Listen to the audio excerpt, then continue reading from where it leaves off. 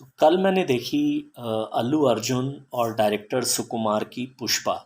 और मेरा पहला इस फिल्म के बारे में स्टेटमेंट है कि जो हाइप है इस फिल्म के आसपास वो टोटली टोटली जस्टिफाइड है।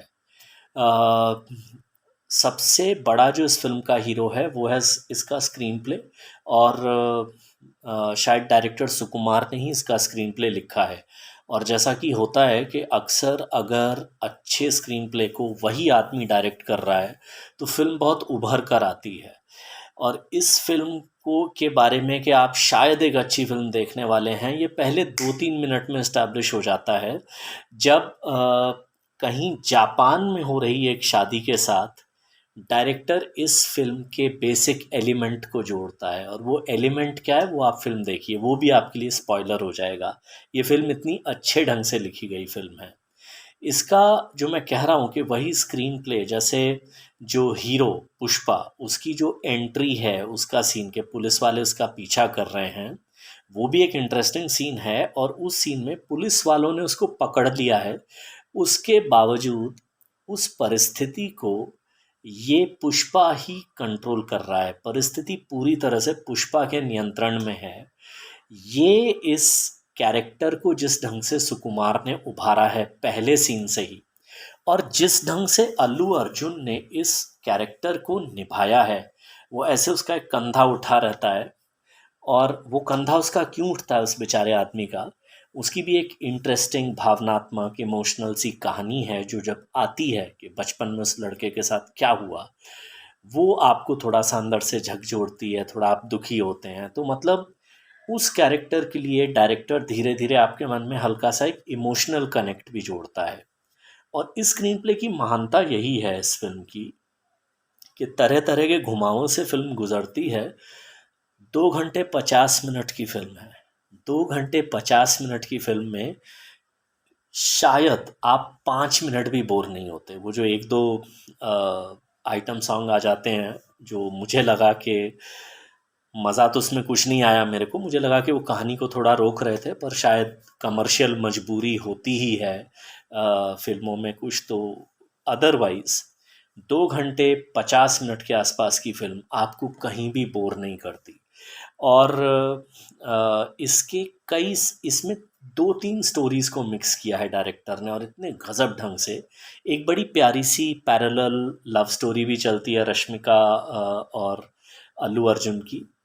एक ऑब्वियसली कि इस फिल्म में जो तरह तरह के विलन्स हैं उनके साथ उनका कॉन्फ्लिक्ट। और इसकी कहानी का सबसे इंटरेस्टिंग मज़ेदार पहलू कि गांव से आया हुआ मजदूर जो है अकल से बड़ा तेज, उसके पास ताकत भी है और अकल भी बहुत तेज है उसकी।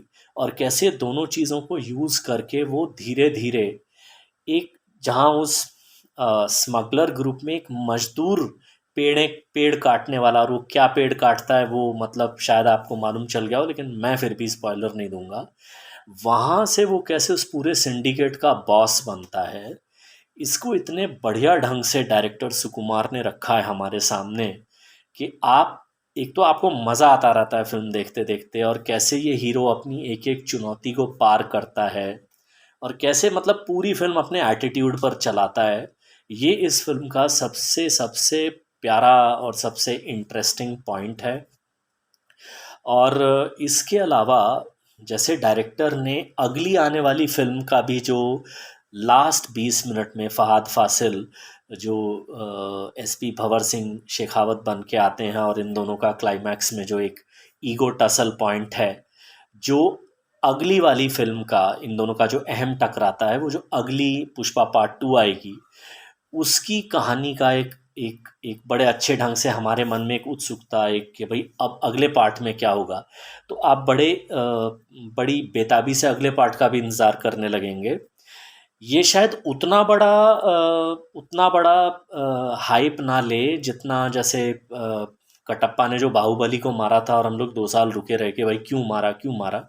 शायद उतने बड़े लेवल पे हमारी क्यूरियोसिटी को सुकुमार ने नहीं छोड़ा है, और उनका शायद वो इंटेंशन था भी नहीं, वो ऐसा करना भी नहीं चाहते थे।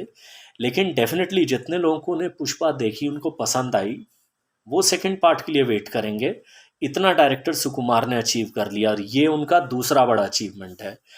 इस फ़िल्म के और भी जो इंटरेस्टिंग पहलू हैं, जैसे इसकी जो सिनेमैटोग्राफी है, ज़्यादातर चंदन के जंगलों के आसपास की जो शूटिंग है, ज़्यादातर जिस ढंग से एक्शन कोरियोग्राफी की गई है, जैसे मेरा फेवरेट था वो ओपनिंग सीन जो पुलिस वाले जो ट्रक का पीछा कर रहे हैं।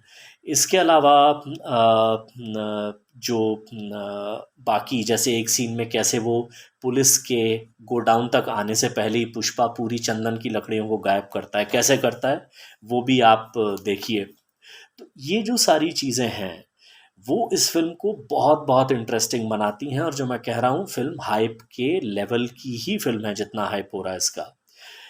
इसके अलावा जो इसका एक दूसरा बड़ा अचीवमेंट है, बहुत सारे ऐसे एक्टर्स, सबसे पहले अल्लू अर्जुन, उन्होंने जिस ढंग से वो बोलते हैं ना कि कैरेक्टर में घुस गया आदमी, वो जो अल्लू अर्जुन ने किया इस फिल्म में। और उनकी जो तेलुगु फिल्म में मैं ज़्यादा देखता नहीं हूँ, लेकिन उनकी जो एक इमेज है, एक वो मेन स्ट्रीम ड्रामेटिक तेलुगु फिल्में जो वो करते हैं, उससे ये बहुत ही हटके रोल है। और वो जैसा मैंने कहा ना कि वो कंधा ऐसे उठा हुआ और हर वक्त उठा ही रहता है, और वो ये बहुत कॉमेडी का पॉइंट बन सकता था, लेकिन अल्लू अर्जुन ने जिस नेचुरल ढंग से इसको प्ले किया है, आप मतलब आप कहाँ वो कैरेक्टर एक्टर पे भारी है या कहाँ वो एक्टर उस कैरेक्टर पे भारी है, ये ये मिटा दिया या ये कन्फ्यूजन हमारे दिमाग में बढ़ा दिया।